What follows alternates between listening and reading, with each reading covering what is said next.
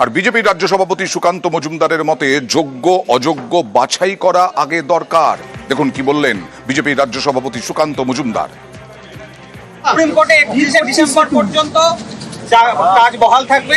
চাকরিহারাদের আজকে এই নির্দেশ দিয়েছেন সুপ্রিম কোর্ট। না চাকরিহারাদের দিয়েছে নাকি যোগ্যদের দিয়েছে? যোগ্য যে চাকরিহারা, যার এতদিন আমরা শুনছিলাম যোগ্য অযোগ্য এদেরকে নাকি বাছা যাচ্ছিল না, সেগ্রিগেট করা যাচ্ছিল না, আজকে আবার শুনলাম যোগ্যদের দিয়েছে। আমরা কোর্টের রায় ওয়েলকাম করব, কিন্তু যোগ্য অযোগ্য এই ভাগটা হওয়া সবার আগে দরকার, কারা যোগ্য আর কারা অযোগ্য। আর বিভিন্ন স্কুলে শিক্ষা সংকট আমরা তুলে ধরেছিলাম, বিভিন্ন স্কুলে বিজ্ঞান বিভাগে শিক্ষা সংকট আমরা তুলে ধরেছিলাম। বানারহাটে বা বিভিন্ন জেলায় বিভিন্ন স্কুলে এখন স্বস্তি ফিরেছে, কারণ হয়তো আগামীকাল থেকে যাদের চাকরি গিয়েছিল, চাকরি হারা, তারা যাবেন, অন্তত তারা বলছেন।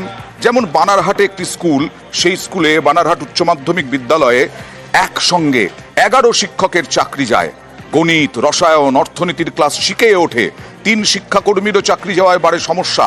সুপ্রিম নির্দেশে এবার ছন্দে ফেরার অপেক্ষায় স্কুল।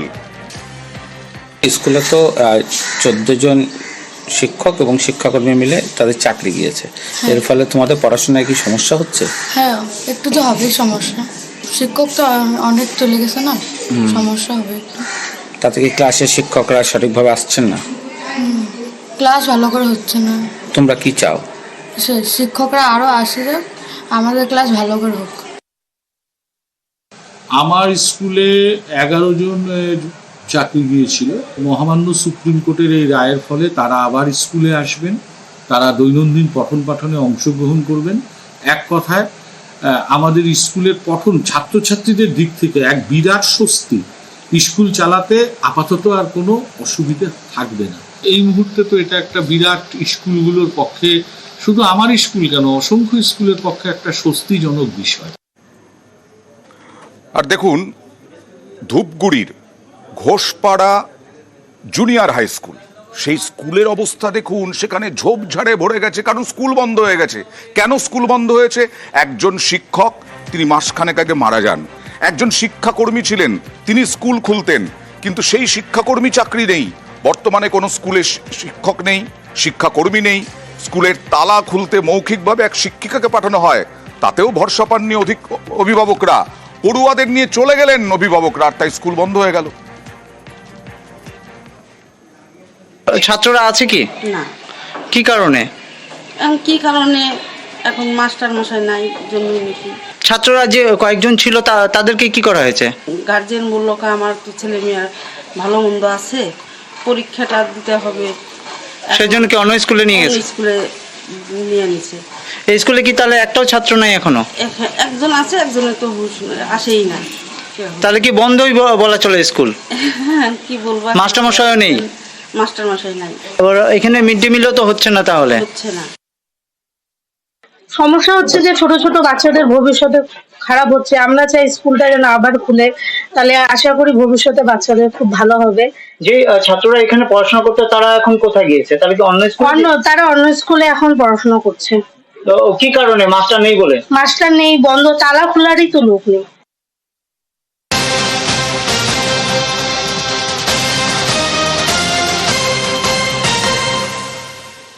অশান্ত শামশেরগঞ্জ, ধুলিয়ান, আর তারপরে ছন্দে ফেরার পরেই আইসি বদল, পুলিশ কর্তা বদল। কথা বলবো প্রতিনিধি প্রণব বন্দ্যোপাধ্যায়ের সঙ্গে কথা বলবো। তবে তার আগে আপনাদের জানাই যে শামশেরগঞ্জে আইসি বদল, সুতিতেও আইসি বদল, 2 থানার আইসিকে বদলি। কারা ছিলেন, কারা হলেন, জানবো প্রতিনিধি প্রণবের কাছ থেকে। দেখো, ওয়াকফ আইনের প্রতিবাদে অগ্নিগর্ভ পরিস্থিতি হয়ে উঠেছিল শামশেরগঞ্জ এবং সুতি, এবং সেই ঘটনাতে পুলিশের ভূমিকা নিয়ে প্রশ্ন উঠেছিল। এবং শামশেরগঞ্জের ওসি ছিলেন শিবশঙ্কর প্রসাদ, তাকে সরিয়ে দিয়ে এলেন সুব্রত ঘোষ। এই সুব্রত ঘোষ কিন্তু দীর্ঘদিন ধরে দায়িত্ব ছিলেন শামশেরগঞ্জের ওসি পদে, কিন্তু দীর্ঘদিন দায়িত্ব ছিলেন। এবং সুতি থানাতে ওসি ছিলেন বিজন রায়, তাকে সরিয়ে দিয়ে নতুন দায়িত্বে এলেন সুপ্রিয় রঞ্জন মাঝি। এই সুপ্রিয় রঞ্জন মাঝি এবং সুব্রত ঘোষ দুজনেই কিন্তু মুর্শিদাবাদ জেলাতে বিভিন্ন থানার দায়িত্বে কিন্তু ছিলেন, এবং তাদের উপরে কিন্তু দায়িত্ব দেওয়া হলো, এবং তাড়াতাড়ি করে যে জয়েন করার জন্য পুলিশের এই থেকে নির্দেশ দেওয়া হয়েছে। ওকে। আপনাদের শনিবারই দেখিয়েছিলাম একেবারে হরগোবিন্দ দাস এবং চন্দন দাস, বাবা ছেলে, তাদের দুজনকেই কুপিয়ে খুন করা হয়েছিল।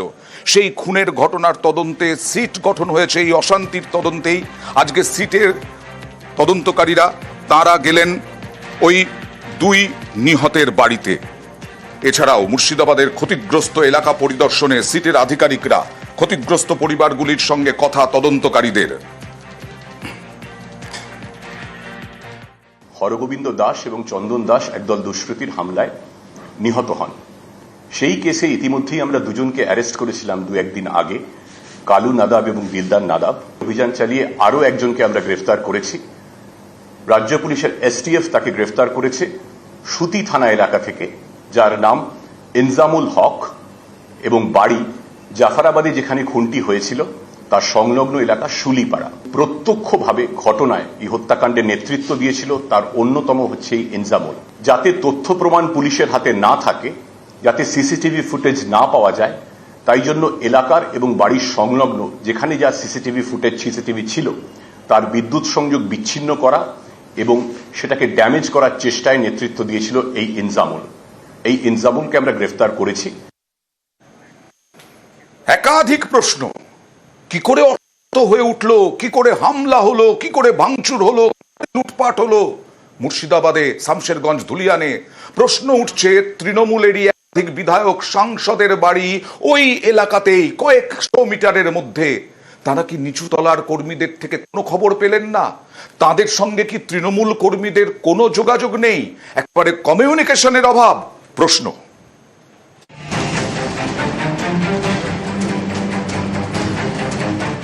ভাঙচুর, তাণ্ডব, আগুন, লুটপাট। ওয়াকফ আইনের বিরোধিতার নামে গত শুক্রবার তাণ্ডব চলে মুর্শিদাবাদের সুতি শামশেরগঞ্জে। তছনছ করা হয় শামশেরগঞ্জ থানা এলাকার ধুলিয়ান। এখানকার রতনপুরে একের পর এক দোকানে লুটপাট চলে। এই ধুলিয়ানে তৃণমূলের একাধিক বিধায়ক এবং সাংসদের বাড়ি। জঙ্গিপুরের তৃণমূল সাংসদ খলিলুর রহমান, ফারাক্কার তৃণমূল বিধায়ক মনিরুল ইসলাম এবং সাগরদিঘির বিধায়ক বাইরন বিশ্বাস, এই তিনজনেরই বাড়ি ধুলিয়ানের রতনপুরে। কাছেই পুটিমারিতে থাকেন শামশেরগঞ্জের বিধায়ক আমিরুল ইসলাম। ওয়াকফ আইনের বিরোধিতায় শামশেরগঞ্জ থানা এলাকার এই ধুলিয়ানে জাতীয় সড়ক অবরোধ করে বিক্ষোভ শুরু হয়। তারপর অশান্তি ছড়ায় অন্য এলাকায়। এই জাতীয় সড়কের সামনে ডাকবাংলো মোড় থেকে ধুলিয়ান ঘাট পর্যন্ত 4 বিধায়ক সাংসদের বাড়ি। অনেকেরই প্রশ্ন, জনপ্রতিনিধিদের বাড়ির কাছে এত বড় অশান্তি হলো কিভাবে? বিশাল জমায়েতের পর মিছিল করে তাণ্ডব চলল। সাংসদ বিধায়করা কি আগে থেকে কিছুই জানতে পারেননি? দলের নিচুতলা থেকে কি কোনো খবরই পাননি? ঘটনাটা ঘটেছে শামশেরগঞ্জ ব্লকে।